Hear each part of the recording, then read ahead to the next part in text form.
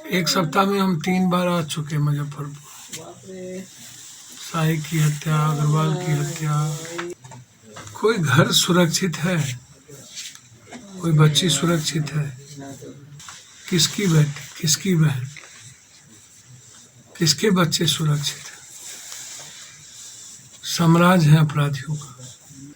कितना लड़े इन अपराधियों से और इन नेताओं से, थक गए अब लड़ते लड़ते। जन अधिकार पार्टी के संरक्षक राजेश रंजन और पप्पू यादव बुधवार की देर रात सरैया थाना के दोकरा निवासी गोली लगने से घायल विकी कुमार के घर पहुंचे।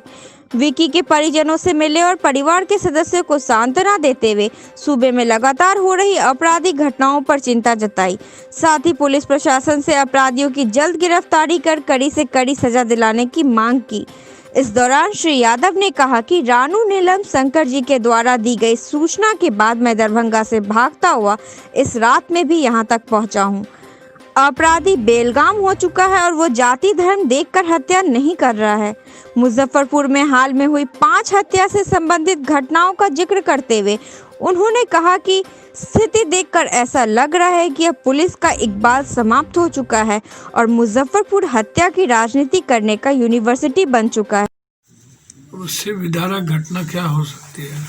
मतलब एक सप्ताह में हम 3 बार आ चुके मुजफ्फरपुर।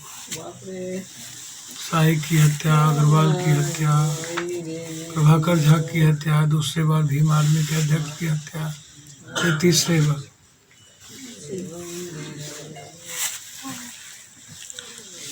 तिलक था, बड़े बच्चे थे, घर की उम्मीदें थी, सपने थे, सब कुछ समाप्त। ना कोई डर है, ना कोई इकबाल है। सुबह में आज जब हम दरभंगा कुशेश्वर स्थान की ओर जा रहे थे, रास्ते में पता चला कि एक लॉयर को दानापुर में गोली मार, कल महुआ में एक लॉयर को मार दिया। लगातार रुपेश सिंह की हत्या के केसों में जब मैंने खुलासा किया, तब केस को डाइवर्ट करने की कोशिश, केस कंप्लीट, बड़ी मछली, सारे लोगों को बचाने की कोशिश। आईएएस इन्वॉल्व है, नेता इन्वॉल्व है, सभी लोग इन्वॉल्व हैं। उसके बाद केस का जिस तरीके से डाइवर्ट किया जा रहा है। कोई घर सुरक्षित है? कोई बच्ची सुरक्षित है? आपके बगल में मासूम बच्ची के साथ बलात्कार करके जिंदा जला दिया। किसकी बेटी, किसकी बहन, किसके बच्चे सुरक्षित हैं? साम्राज्य है अपराधियों का।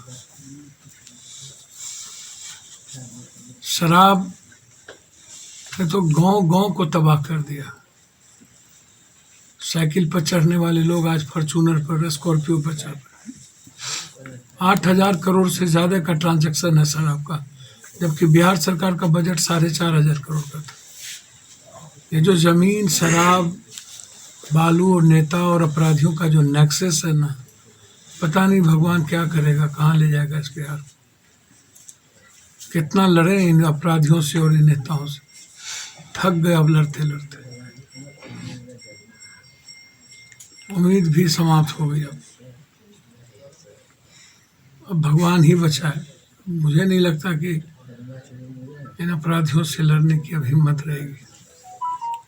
पूरा नेक्सस, पूरा महकमा, अब समाज एकदम मुख दर्शक बना हुआ, कोई मतलब नहीं। एक तरफ लगातार 2 महीने से किसानों को लेकर के सड़कों पर, और दूसरी तरफ घटना पर घटना। इस मासूम बच्चे ने, मुझे नहीं लगता कि कुछ बिगाड़ा हो। इतने बाहर पढ़ने वाला एक इतना मासूम बच्चा, मुझे तो बस इतना ही है कि वो किसी तरह माँ के लिए बच जाए। भगवान करे वो जिस परिस्थिति में रहे, माँ के साए में रहे। मैं तो भगवान से प्रे कर सकता हूँ। 24 घंटा से ज़्यादा हो गया सर विक्की पर हमला हुए, प्रशासन अभी तक कोई कार्रवाई नहीं की है। सवाल ही नहीं होता। प्रशासन कार्रवाई भी करती है क्या? 7 दिन हो गए वो टेंडर को खंगाल रहा, और टेंडर में भी पार्किंग का टेंडर जिसकी 20 रुपया 30 रुपया की औकात नहीं।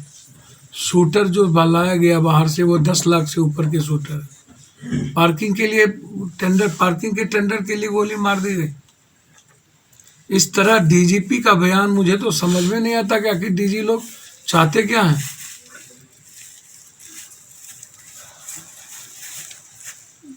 प्रमोशन पर प्रमोशन, पटना में 15-15, 20-20, 25 सालों से एक ही 5 अफसर बैठा हुआ हो। पूरा प्रशासन, पूरा नेता शराब बेचवाने में, पैसे कमाने में, महकमे में लगे हो। या तो जमीन की दलाली में है, या तो बालू की, या तो शराब के पैसे। एक साधारण सा आदमी, साइकिल नहीं था, बिक्की डॉन टाइप का आदमी, पूरा का पूरा मध्य बिहार में शराब की लीकर माफिया हो गया, और जेल से वो संचालन करता है, और उसको पूछने वाला नहीं, ईडी से संपत्ति जब्त नहीं होगी।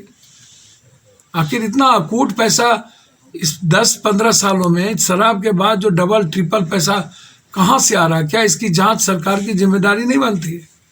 क्या ईडी से उसकी संपत्ति छीनी नहीं जाना चाहिए?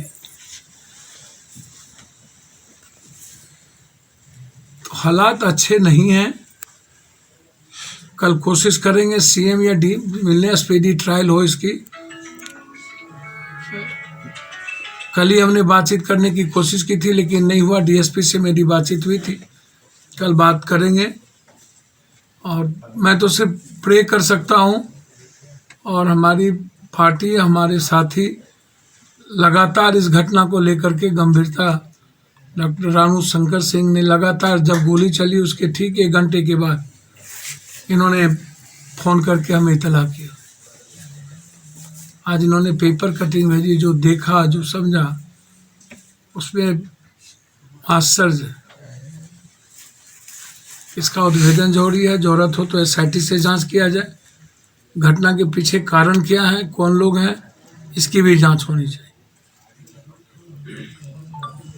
अगर आपकी जिंदगी में कोई परेशानी आ रही है तो मिलिए गुरु विशाल माली जी से। लाखों लोगों ने इसका फायदा भी उठाया है और आपको भी निराशा नहीं मिलेगी। आपका एक फोन आपकी जिंदगी बदल सकता है। तो संपर्क करें स्क्रीन पर दिए गए नंबर पर। अब फर्नीचर खरीदे मुजफ्फरपुर के अफजल फर्नीचर से। यहाँ मिलेंगे फर्नीचर के विशाल रेंज, वो भी होलसेल प्राइस में और लाइफ टाइम गारंटी के साथ। तो देर मत कीजिए, तुरंत पहुँचिए अफजल फर्नीचर और लकड़ी और प्लाई के किसी भी तरह के फर्नीचर की करें खरीदारी। विशेष जानकारी के लिए डायल करें 9931485437 पर।